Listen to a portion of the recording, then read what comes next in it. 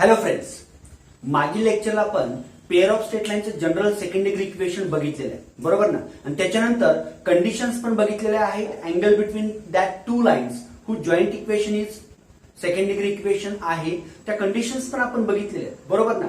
तुम्हाला आठवतं का बघा, general second degree equation in x and y कोणत्या फॉर्म मध्ये येते? That is a x square plus B Y square plus 2hxy plus 2gx plus 2fy plus c is equals to 0. This is second degree equation in x and y. बरोबर. आणि हे जे equation आहे, हे equation यालाच आपण general equation of a straight line असं म्हणतोय. हे कंबाईन इक्वेशन आहे दोन लाईन्सचं, की ज्या दोन लाईन्स ओरिजिन मधून जात नाहीये. कारण जर त्या ओरिजिन मधून गेल्या असत्या तर इथं तुम्हाला एक्स आणि वाय आणि कॉन्स्टंटच्या टर्म्स अपसेट आले असते, बरोबर. तर मग हे जे इक्वेशन आहे अगदी बेसिक, जे सुरुवातीचे काही क्वेश्चन्स आपण जे बघणार आहोत, की हे equation combine equation of pair of lines कधी होतं, तर आपण बघितलेलं आहे. त्याच्या दोन कंडिशन्स आहेत. Number 1, first condition, the determinant value a h g b f आणि सी याची व्हॅल्यू 0 असायला पाहिजे. आणि नंबर 2, सेकंड कंडिशन आहे h square minus A b greater than or equals to 0. म्हणजे लक्षात घ्या, दिलेलं हे इक्वेशन पेअर ऑफ लाईन्सचं इक्वेशन कधी असणार आहे? जेव्हा या दोन्ही कंडिशन सॅटिस्फाय होतील तेव्हाच. कधी कधी काय होतं, डिटर्मिनंटची व्हॅल्यू 0 येते, मात्र H square minus A b greater than or equals to 0 येत नाही. मग याचा अर्थ काय? ते जे इक्वेशन आहे that equation is not a general equation of a straight line, बरोबर. त्याच्यानंतर आपण त्यांच्यातला अँगल बघितलेला, angle between that two lines, त्या दोन लाईन्स मधला angle, what is that angle? Formula तोच आहे, tan theta is equals to root H square minus A B upon काय बघा, A plus B. Using this formula we find angle between that two lines. Then that two lines R parallel.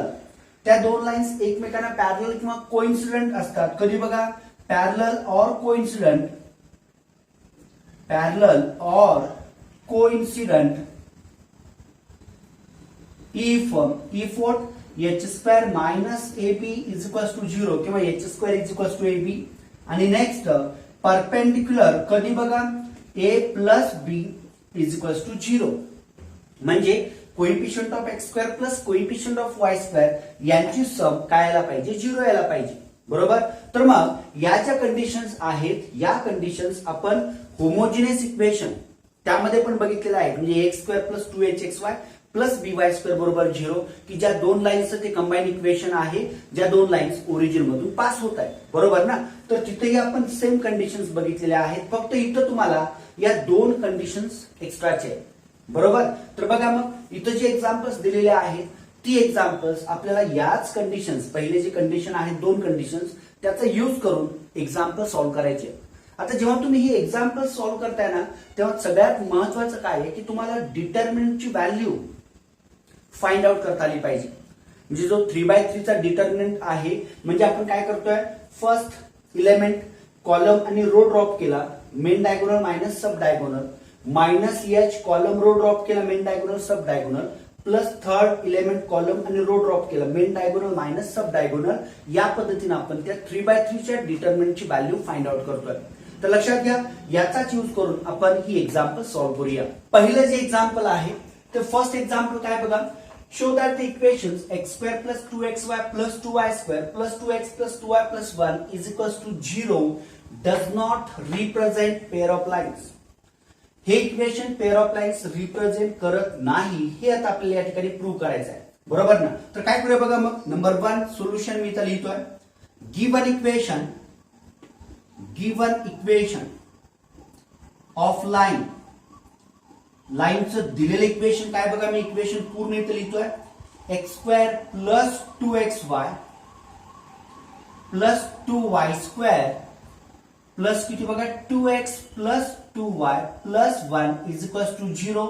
याला मी म्हणतोय number 1, बरोबर ना. आता we know general equation. What is the general equation of pair of lines not passing through origin? काय सांगा equation? That is a ax square plus 2hxy plus by² plus 2gx plus 2fy plus c is equals to 0. याला मी म्हणतो number 2. बरोबर ना. आता या ठिकाणी ही जी दोन इक्वेशन्स आहेत ती आपण कम्पेअर करूया आणि on comparing this two equations we get value of a, h, b, g, f आणि c. या सगळ्यांच्या व्हॅल्यूज तुम्हाला इथे मिळणार आहेत. बघा कम्पेअरिंग 1 and 2. Comparing 1 and 2. 1 आणि 2 आपण कम्पेअर केलं. बरोबर ना. आता 1 आणि 2 जर कम्पेअर केलं तर काय मिळणार आहे बघा. या a इज इक्वल्स टू किती येणार आहे बघा. x² चा कोएफिशियंट 1 आहे. त्याच्यानंतर xy चा coefficient 2h is equals to किती आहे बघा 2. So what this implies h is equals to 1 मिळेल. 2 ट्रान्सफर केला आपण किंवा 2 ने डिवाइड केलं. नंतर b इज इक्वल्स टू किती येतं बघा 2 येतं कारण y² चा कोएफिशियंट 2 आहे. त्याच्यानंतर 2g इज इक्वल्स टू किती आहे बघा x चा कोएफिशियंट तो पण 2 आहे म्हणजे g ची व्हॅल्यू या ठिकाणी किती आली 1 आली. Then what is the value of 2f is equals to सुद्धा काय बघा y चा कोएफिशियंट 2 च आहे म्हणजे इथं सुद्धा f बरोबर किती आलं 1. आणि मग शेवटचा constant term c is equals to किती आहे बघा 1. ज्या पद्धतीने आपल्याला a, h, b, g, f आणि c या सगळ्या व्हॅल्यूज मिळालेल्या आहेत. आणि आता या सगळ्या व्हॅल्यूज एकदा मिळाल्या की लगेच मग आपण कुठे जातोय डिटर्मिनंट कडे. मग लेट म्हणतो मी. लेट डिटर्मिनंट काय बघा yes a, h, g, b, f आणि c या ठिकाणी आपल्याला व्हॅल्यूज पुटअप करायचे. लक्षात घ्या तुम्ही मॅट्रिक्स आपण बघितलेला आहे. बरोबर. मॅट्रिक्स मध्ये जर समजा डिटर्मिनंटच्या ऐवजी आपण मॅट्रिक्स नोटेशन यूज केलं तर हा मॅट्रिक्स जो आहे तो सिमेट्रिक मॅट्रिक्स होणार आहे. लक्षात घ्या. सिमेट्रिक म्हणजेच काय.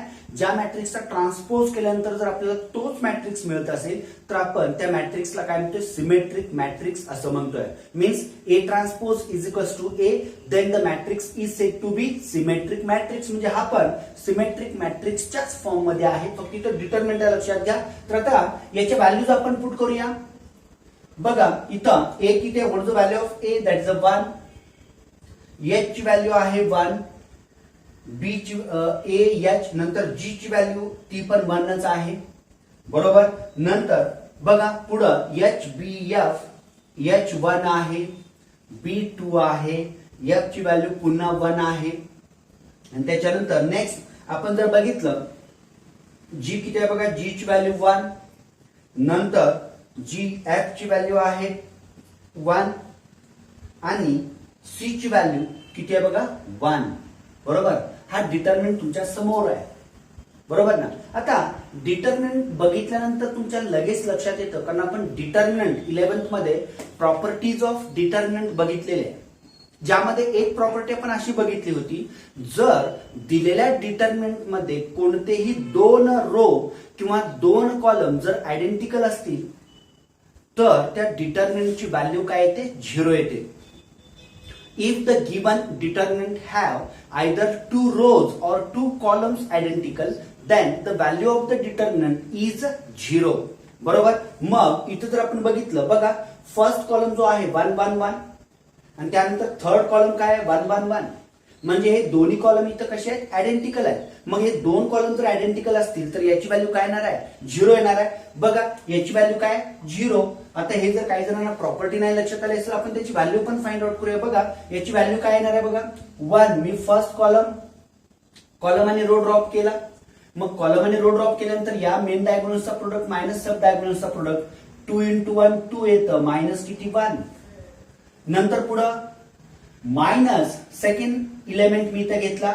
पुन्हा तो कॉलम आणि रो ड्रॉप केला 1 - 1 आणि प्लस 1 कॉलम आणि रो ड्रॉप केला किती येतं बघा 1 - 2. बघा लक्षात घ्या आपण डिटर्मिनंट मध्ये काय करतोय याला आपण मेन डायगोनल याला आपण सब डायगोनल. कालही मी बघा तुम्हाला आठवतं का जेव्हा आपण point of intersection find out करायचे होते 2 लाईन्स त्या 2 लाईन्स पॉइंट ऑफ इंटरसेक्शन जर आपल्याला फाइंड आउट करायचे असतील तर तिथे आपण असंच डिटर्मिनंटचा यूज करूनच ते point of intersection find out केलेले आहे. दोन्ही पॉइंट ऑफ इंटरसेक्शनचा डिनॉमिनेटर एच स्क्वेअर मायनस ए बी येतो आणि नंतर तुम्हाला मेनच्या ऐवजी सब डायगोनल अगोदर मायनस मेन डायगोनल या पद्धतीने कॅल्क्युलेशन आपण केलेलं आहे. फॉर्म्युला आपण बघितलेला आहे. बघा आता मग याची व्हॅल्यू इथे किती येणार? 1 2 minus 1 1 1 1 minus 1 0 0 and anything 0 आणि 1 minus 2 that is a -1 आणि 1 minus 1 किती आलं? 0 आलं. बरोबर ना. आपण डायरेक्ट प्रॉपर्टी जर यूज केली तरी चालतं किंवा तुम्ही मग व्हॅल्यू फाइंड आउट करा. आता मग इथं डिटर्मिनंटची व्हॅल्यू 0 आहे. आता डिटर्मिनंट 0 आहे म्हणजे हे पेअर ऑफ लाईन्स इक्वेशन होणार आहे का? नाही ना, कारण दोन कंडिशन्स आहेत आणि इथे त्यांनी दिलेच ना, क्वेश्चन मध्येच दिलेलं आहे की does not represent pair of lines. म्हणजे हे equation pair of lines equation नाही आहे. हे आपल्याला शोधायचंच करायचं आहे. बरोबर. मग इथं 0 आलं म्हणजे आपण लगेच काय म्हणतोय की बाबा एक्झाम्पल काहीतरी चुकलं असेल, प्रश्नामध्ये काहीतरी प्रिंटिंग मिस्टेक असेल, तर तसं नाहीये बाळांनो. आता मग हिअर मग आपण काय करतो बघा, डिटर्मिनंट इज इक्वल्स टू 0 आला म्हणून मग आता पुढे लेट किंवा नाव म्हणतो मी एच स्क्वेअर मायनस ए बी याची व्हॅल्यू फाइंड आउट करूया. एच स्क्वेअर मायनस ए बी एच किती आहे बघा, what is the value of H? H 1 आहे त्यामुळे 1 चा स्क्वेअर मायनस ए ची व्हॅल्यू 1 आहे आणि what is the value of B? B ची व्हॅल्यू 2 आहे. बरोबर ना. आणि मग या ठिकाणी काय होतं 1 minus 2 म्हणजेच -1 विच इज लेस दॅन 0 आहे. पण आपल्याला पाहिजे काय? डिटर्मिनंट इज इक्वल्स टू 0 असला पाहिजे आणि एच स्क्वेअर मायनस ए बी काय असलं पाहिजे? Greater than or equals to 0. दोन कंडिशन काय? डिटर्मिनंट इज इक्वल्स टू 0 आणि H square minus A b greater than or equals to 0 असेल तर आपण ते दिलेलं इक्वेशन हे काय पेअर ऑफ लाईन्स इक्वेशन आहे असं आपण म्हणतोय. बरोबर. पण इथं डिटर्मिनंटची व्हॅल्यू 0 आली मात्र एच स्क्वेअर मायनस ए बी हा कसा आलेला आहे? निगेटिव्ह आलेला आहे. म्हणजे अशा लाईन्स एक्झिस्ट होत नाही किंवा अशा रिअल लाईन्स नाही आहेत. लाईन्स असतील तर त्या कशा इमॅजिनरी आहे. बरोबर. तर लक्षात घ्या या दोन कंडिशन वरून आपण काय म्हणू शकतोय? Therefore given equation does not represent pair of lines. म्हणजे equation of pair of lines represent करत नाहीये. बरोबर. डिटर्मिनंट 0 आला मात्र एच स्क्वेअर मायनस ए बी लेस दॅन 0. देअरफॉर मग काय म्हणू शकतोय? Given equation does not represent pair of lines. म्हणजे दिलेलं इक्वेशन पेअर ऑफ लाईन्स इक्वेशन नाहीये. लक्षात घ्या. सर्वांना समजलं. डिटर्मिनंटची व्हॅल्यू बघा इथं मी रिझल्ट म्हणजे प्रॉपर्टी पण यूज केली आणि सिम्प्लिफाय पण केलेलं आहे. सिम्प्लिफाय करताना मी तुम्हाला सांगतो लक्षात घ्या. पहिला एलिमेंट कॉलम आणि रो ड्रॉप करायचा. राहिलेला जो 2/2 चा determinant main diagonal minus sub diagonal minus second element घ्या कॉलम रो ड्रॉप करा main diagonal minus sub diagonal. नंतर थर्ड एलिमेंट कॉलम आणि रो ड्रॉप करायचं main diagonal minus sub diagonal. या पद्धतीने कॅल्क्युलेशन करायचं आहे. आणि आता 2/2 ची व्हॅल्यू तुम्ही 10th मध्ये पण बघितलाय, 11th मध्ये पण बघितलाय आणि आता 12th मध्ये पण परत बघताय. लक्षात घ्या. त्यामुळे ती व्हॅल्यू तर प्रत्येकाला जमली पाहिजे. Main diagonal minus sub diagonal. लक्षात आलं. तर बघा मग पहिलं एक्झाम्पल या ठिकाणी आपलं कंप्लीट झालेलं आहे. First example. तुम्हाला प्रत्येक एक्झाम्पल याच पद्धतीने सोडवायचं आहे. काय करायचं? दिलेलं इक्वेशन लिहा. दिलेलं इक्वेशन त्याला नंबर 1 म्हणा. We know the general equation. General equation त्या ठिकाणी लिहा त्याला 2 म्हणा आणि 1 आणि 2 तुम्ही काय करा? कम्पेअर करा. ऑन कम्पेअरिंग 1 आणि 2 जर तुम्ही कम्पेअर केला तर तुम्हाला a h b g f आणि सी च्या व्हॅल्यूज तुम्हाला मिळतील आणि मग तिथं तुम्ही डिटर्मिनंटची व्हॅल्यू चेक करा. डिटर्मिनंट 0 आला त्याबरोबर h square minus A B पण कसं आलं पाहिजे? Greater than or equals to 0 आलं पाहिजे. इक्वल्स टू 0 आलं तरी चालेल मात्र निगेटिव्ह नको आहे. लक्षात घ्या. तर मग मला सांगा ही जी 2 एक्झाम्पल्स आहेत ही 2 एक्झाम्पल्स त्याच पद्धतीने तुम्हाला सोडवायचे आहेत. Take for homework. ही दोन्ही एक्झाम्पल्स तुम्ही काय करा? होमवर्कला घ्या आणि इथं काय शोधात करायचं? This represents pair of lines. ही इक्वेशन तुम्हाला पेअर ऑफ लाईन्सची आहेत असं शोधात करायचं आहे. म्हणजे तुम्हाला डिटर्मिनंटची व्हॅल्यू पण 0 येणार आहे आणि H square minus A B पण greater than or equals to 0 येणार आहे. इक्वेशन्स बघा परत एकदा. 2x square minus xy minus 3y square minus 6x plus 19y minus 20 is equals to 0. Equate with general form. Find the values of a, h, g, b, f, c. Find the value of determinant. Determinant is equals to 0 and h square minus ab greater than or equals to 0 येतं म्हणून ते line pair of lines equation आहे. त्याच्यानंतर next 2x square xy minus y square plus x plus 4y minus 3 is equals to 0.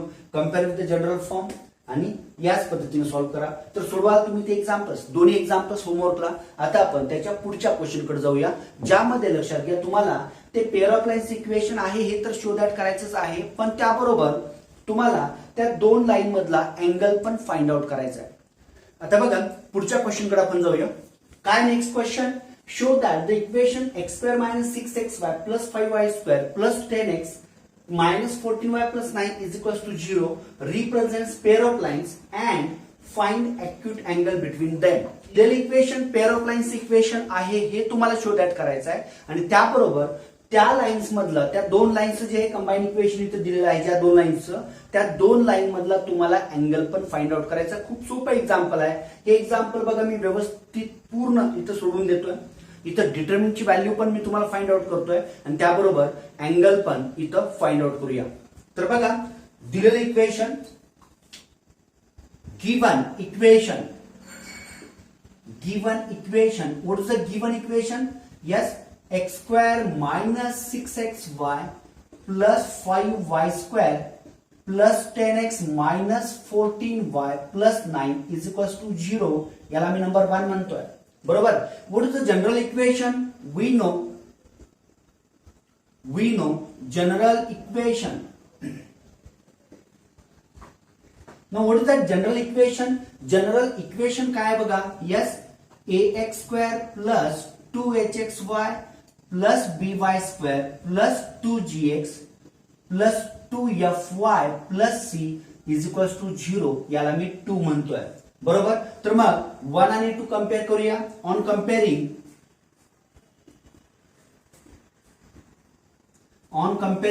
1 and 2, 1 आणि 2 जर आपण compare केलं तर काय येतं बघा, एक्स स्क्वेअरचा कोइफिशियंट a1 आहे, बरोबर.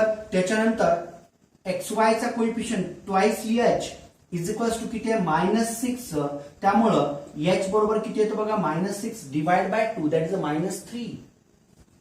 त्याच्यानंतर y स्क्वेअरचा कोइफिशियंट काय दिलेला बघा, b इज इक्वल्स टू 5, बरोबर, y स्क्वेअरचा कोइफिशियंट.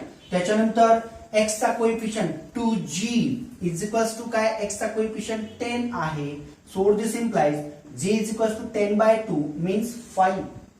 देन y चा कोइफिशियंट बघा 2f is equals to, what is the coefficient of y, that is -14. So f is equals to किती येतं, -7. 2 ने डिवाइड केलं, -14 डिवाइड बाय 2 दॅट इज -7. आणि then finally c ची व्हॅल्यू किती येते बघा, कॉन्स्टंट टर्म दॅट इज 9, बरोबर. म्हणजे इथं आपल्याला आता a मिळालं, b मिळालेलं आहे, h, g, f आणि c सगळ्याच्या व्हॅल्यूज मिळालेल्या आहेत. मग आता याची डिटर्मिनंटची व्हॅल्यू आपण फाइंड आउट करूया. तर बघा मग मी असं म्हणतो, let d is equals to, बघा डिटर्मिनंट म्हणतो मी काय, तो determinant a h g b f c हा तो डिटर्मिनंट आहे. आणि जर या d ची व्हॅल्यू 0 आली तर मग आपल्याला ते सांगता येईल की बाबा की 50% प्रोबॅबिलिटी आहे की हे इक्वेशन पेअर ऑफ लाईन्स असू शकतं. आणि त्याच्यानंतर मग h स्क्वेअर मायनस ab ची व्हॅल्यू पण तुम्हाला चेक करायची आहे. तर बघा मी या ठिकाणी या व्हॅल्यूज पुट करतोय. a ची व्हॅल्यू किती आहे बघा, a इज इक्वल्स टू 1 दिसतोय. h किती आहे बघा, -3. त्याच्यानंतर g ची व्हॅल्यू आहे 5. पुढं h किती आहे बघा, h -3 दिसतोय, इथं मी 5 लिहितो. नंतर b ची व्हॅल्यू किती आहे बघा, b इज इक्वल्स टू 5 आहे. आणि त्याच्यानंतर f ची व्हॅल्यू -7 येते, f ची व्हॅल्यू -7. आणि c किती आहे बघा, 9, बरोबर. तर हा डिटर्मिनंट आता आपल्याला सॉल्व्ह करायचा आहे. तर हा डिटर्मिनंट मी तर पूर्ण व्यवस्थित सॉल्व्ह करून देतोय, लक्ष द्या सर्वजण.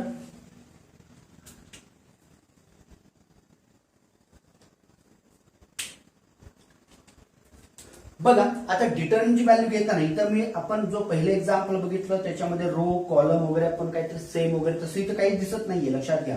1 -3 5 आहे, -3 5 -7 5 -7 9. जरी कॉलम जरी बघितलं तर त्यामध्ये पण काही आयडेंटिकल नाहीये, लक्षात घ्या. तर मग याची व्हॅल्यू आता आपण फाइंड आउट करूया. तर d इज इक्वल्स टू, बघा मी सांगतोय पहिल्या रोचा मी फर्स्ट एलिमेंट या ठिकाणी घेतला 1. तो एलिमेंट ज्या कॉलम मध्ये आहे तो कॉलम, ज्या रो मध्ये आहे तो रो ड्रॉप केला. राहिलेले एलिमेंट्स जे आहे ते 2/2 च्या डिटर्मिनंटच्या फॉर्म मध्ये मी इथं लिहितोय, दॅट इज 5 -7 -7 आणि 9. फर्स्ट इलेमेंट, बरोबर ना. फर्स्ट इलेमेंट घेतला, कॉलम रो ड्रॉप केला, डिटर्मिनंट घेतला, नंतर -3, बरोबर ना, सेकंड एलिमेंट, आणि पुन्हा मी तिथं कॉलम आणि रो ड्रॉप केला. काय राहतं बघा तिथं, येस व्हॉट रिमेन्स, -3 -7, त्याच्यानंतर 5 आणि 9, बरोबर. सेकंड एलिमेंट घेतला, तो कॉलम आणि रो ड्रॉप केला, -3 -7 आणि 5 आणि 9 राहिलं त्या ठिकाणी, आणि +5 बघा. पुन्हा तो थर्ड कॉलम आणि फर्स्ट रो आपण ड्रॉप करूया. राहिलेले एलिमेंट्स काय आहेत बघा, -3 5, येस, आणि 5 किती, -7. लक्षात आलं का बघा. या ज्या व्हॅल्यूज मिळालेल्या आहेत, फर्स्ट एलिमेंट घेतला, तो कॉलम आणि रो ड्रॉप केला 2/2 चा डिटर्मिनंट, मायनस सेकंड एलिमेंट घेतला, कॉलम रो ड्रॉप केला 2/2 एलिमेंट्स, नंतर थर्ड एलिमेंट कॉलम आणि रो ड्रॉप केला 2/2 चा डिटर्मिनंट तुम्हाला मिळालेला आहे, बरोबर. आणि आता मग याची व्हॅल्यू आपण या ठिकाणी फाइंड आउट करूया. बघा किती येते, 1 मेन डायगोनल यांचा प्रोडक्ट मायनस सब डायगोनल, पुन्हा हा प्रोडक्ट लक्षात घ्या. फर्स्ट आपण मेन डायगोनल, मग हा सब डायगोनल, हा प्रोडक्ट या ठिकाणी करायचा आहे. तर बघा मग किती येतो, 5 9 जार 45 मायनस किती येणार आहे, 7 7 जार 49. लक्षात आलं का बघा, 9 5 जार 45 आणि मायनस प्लस झालं, 7 7 जार 49. पुढे इथं मायनस +3 आलं बघा, -3 9 जार दॅट इज -27 आणि -7 5 जार -35, कारण इथं मायनस आहे. लक्षात घ्या, main diagonal minus sub diagonal, तो प्रोडक्ट आपण त्यांचं सबस्ट्रॅक्शन घेतोय. आणि पुढं +5 बघा, -+21 आणि -5 5 जार 25. लक्षात आलं सर्वांना. या पद्धतीने आपण कॅल्क्युलेशन केलेलं आहे. आणि मग इथं आता ते सिम्प्लिफाय करूया. 145 - 49 दॅट इज अ -4 हिअर, +3 -27 +35 झालं, आणि पुढं +5 21 -25, स्मॉलर नंबर मायनस लार्जर नंबरचं साइन दॅट इज -4 येईल. आणि मग पुढं आता इथं बघा, दिस इज -4 +3 -27 +35, बरोबर. म्हणजे 35 मधून जर 27 तुम्ही मायनस केला तर किती येणार आहे बघा, 8, आणि इथं 5 - 4 म्हणजे -20, बरोबर. आता बघा मग -4 -20 दॅट इज -24, आणि 3 8 जार दॅट इज 24, आणि -24 +24 that is 0. So number 1 first condition काय बघा, D value of the determinant is 0. म्हणजे पहिली कंडिशन सॅटिस्फाय झालेली आहे. डिटर्मिनंटची व्हॅल्यू सर्वांना लक्षात आली का बघा. आता त्याच्यानंतर पुढे काय करूया बघा. आता नाव h² - AB याची व्हॅल्यू आपण फाइंड आउट करूया. आता h किती आहे बघा, what is the value of h here, h -3 आहे, -3 चा स्क्वेअर मायनस a किती आहे 1, आणि what is the value of b ची व्हॅल्यू आहे 5. h² - ab is equals to -3 चा स्क्वेअर मायनस इथं काय 1 × 5. तर मला सांगा मग h² -3 चा स्क्वेअर किती येतो 9 -5 इज इक्वल्स टू काय आलं 4, which is greater than or equals to 0, बरोबर ना. म्हणजे बघा, देअरफॉर मग काय म्हणतोय, as determinant value of the determinant is equals to 0 and h² - ab also greater than or equals to 0. So what this implies, given equation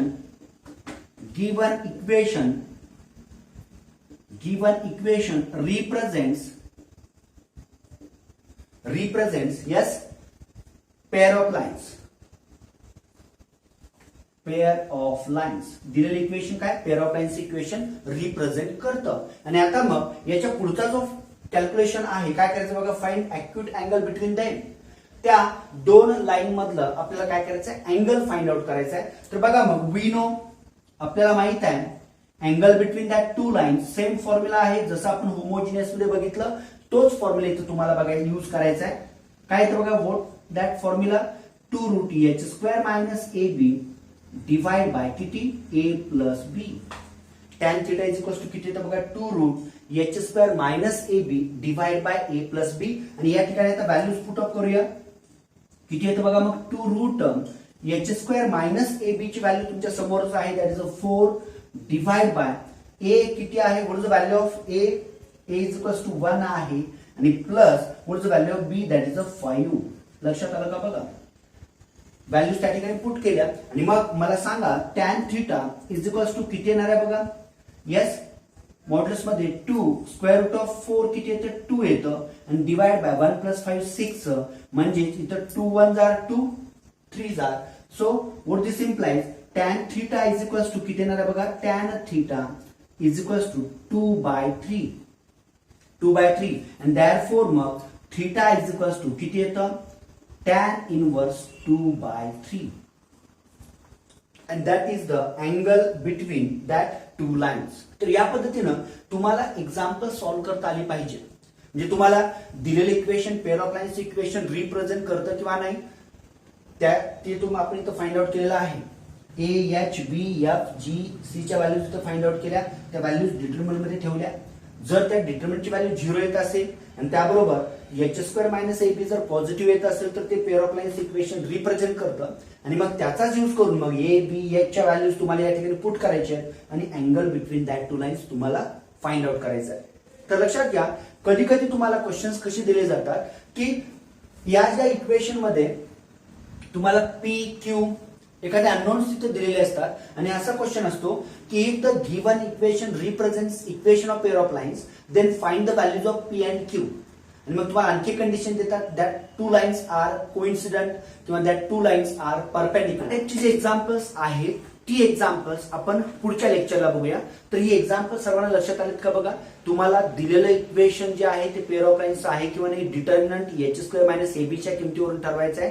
determinant 0 आणि H square minus AB greater than equals to 0 बरोबर. आणि अँगलचा formula tan theta बरोबर 2 root H square minus AB upon A plus B हा formula तुम्हाला त्या ठिकाणी use करायचा आहे.